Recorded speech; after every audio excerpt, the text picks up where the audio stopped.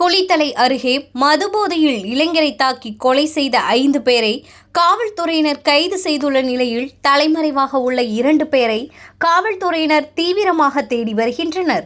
கரூர் மாவட்டம் குளித்தலை அருகே மேட்டு மகாதானபுரம் கிராமத்தை சேர்ந்த சண்முகம்.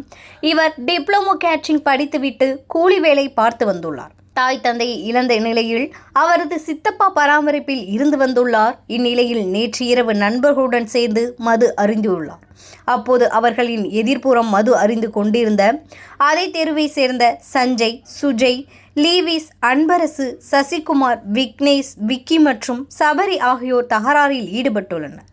அப்போது இரு தரப்பினருக்கும் இடையே வாக்குவாதம் ஏற்பட்டு அது கைகலப்பாக மாறியுள்ளது. அதில் சண்முகம் பலமாக தாக்கப்பட்டுள்ளார். இவர்களது சத்தம் கேட்டு அங்கு வந்த அக்கம் பக்கத்தினர் அவரை மீட்டு 108 ஆம்புலன்ஸ் மூலம் கரூர் அரசு மருத்துவக் கல்லூரி மருத்துவமனையில் சிகிச்சைக்காக சேர்த்துள்ளனர். அங்கு அவரை பரிசோதித்த மருத்துவர்கள் சண்முகம் ஏற்கனவே இறந்துவிட்டதாக தெரிவித்துள்ளனர்.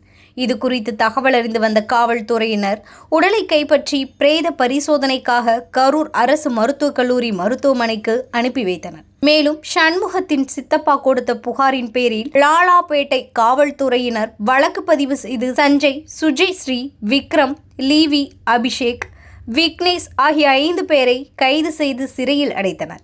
மேலும் தலைமறைவாக உள்ள அன்பரசு, சசிகுமார் ஆகிய 2 பேரை போலீசார் வலைவீசி தேடி வருகின்றனர்.